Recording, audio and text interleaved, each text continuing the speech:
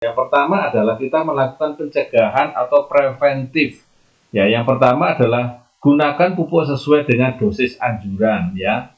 Tentu saja jangan berlebihan yang mengandung N atau terutama urea ataupun ZA. Ya, ini yang mengandung N yang cukup banyak ya teman-teman. Ya, jangan terlalu banyak. Jadi sesuaikan aja dengan dosis anjurannya, apalagi seperti saat ini lagi hujan.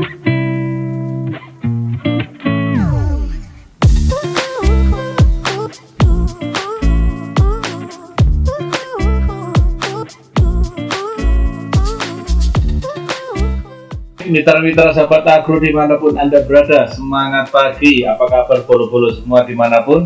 Kali ini tema yang akan saya bawakan adalah tentang jamur oncom atau gosong palsu pada tanaman padi.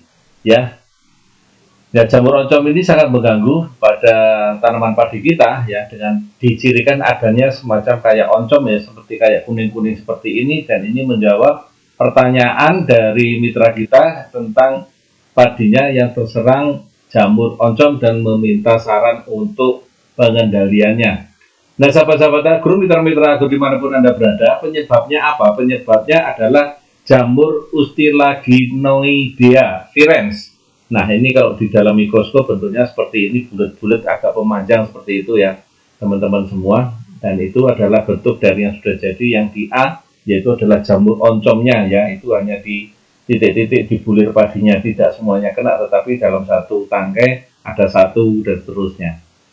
Dan ini adalah proses infeksinya baik secara seksual cycle maupun asexual cycle ya, seperti itu, kemudian dari benang sari, kemudian terbentuk pada bulir dan seterusnya, dan akhirnya nanti akan menyebar ke semua bulir padi yang ada. Nah, pemicunya apa teman-teman semua? Ya, salah satu dan terbesar adalah pemberian pupuk yang mengandung banyak nitrogen, dan pemberiannya pupuk ini terlalu banyak ya, atau pemberian pupuk urea di saat musim hujan yang seperti ini ya. Beberapa waktu ini sering adanya hujan. Nah, ini sering karena diberikan adanya urea, maka ini menjadi pemicu adanya jamur oncom yang menyerang pada tanaman padi kita.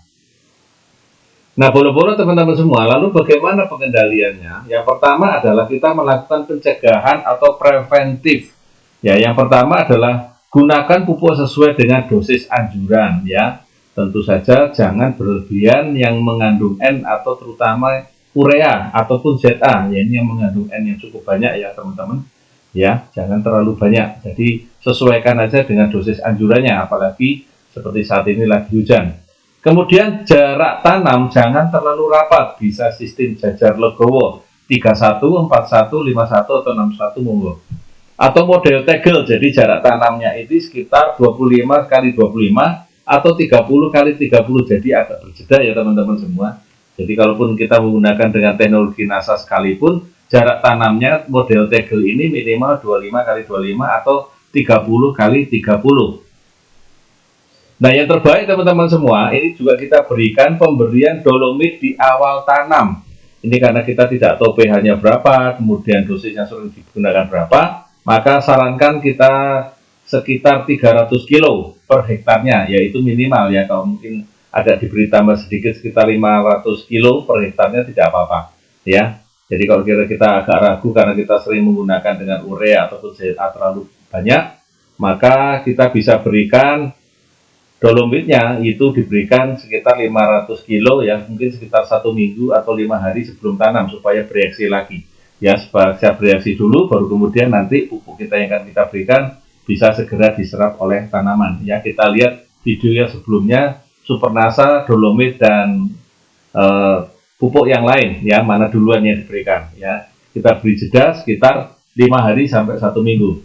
Nah, berikutnya kita bisa berikan ya setelah 1 minggu ya. Ini Supernasa 6 kilo ditambah dengan 7 kotak glio per hektar atau granul 5 sak ya, granul 5 sak plus 7 kotak glio per hektar. Nah, ini sekarang ada kemasan granul yang ukuran 5 kilo, ini bisa untuk kurang lebih sekitar 1000 meter persegi. Tinggal kita tambahkan lagi dengan 1 kotak glio. Ya, ini untuk preventif. Kalau kita sudah pernah terjadi di lahan padi kita, itu pernah terjadi jamur oncom menyerang tanaman kita, maka untuk penanaman yang berikutnya kita lakukan pencegahan dengan cara ini ya teman-teman semua. Kemudian teman-teman semua, mitra-mitra semua, bagaimana kalau sudah terserang? Ya tentu saja kita harus membuang bulir yang terserang agar tidak menulari bulir yang sehat ya, karena ini penyakit ini menular, sporanya ini menular. Jadi kita pisahkan satu persatu ya. Kita bagian yang sakit parah kita buang ya, tentu saja. Jangan sekedar dibuang, tetapi kita kumpulkan kemudian kita bakar, karena ini bisa menimbulkan penyakit di tanaman atau di bagian bulir yang sehat. Jadi kita pisahkan yang dari parah, tanaman yang sehat, jadi kita pisahkan ya bulir-bulirnya tadi ataupun bagian tanaman yang sakit parah ini dibuang. Jadi secara mekanis seperti itu. Kemudian yang kuratif, kalau bila sangat parah ya, sudah parah banget ya, artinya sudah banyak banget, maka silakan Bapak Ibu bisa menggunakan dengan fungisida. Fungisida ini tentu saja yang memiliki bahan aktif kaptan, kaptafol, pentin hidroksid, mankoseb, koper oksiklorid, karbendazim, dan fungisida tembaga yang lainnya. Jadi kalau merek-merek Bapak Ibu silakan bisa lihat di toko-toko pertanian, menanyakan ke pemilik tokonya ya teman-teman semua, mitra-mitra semua.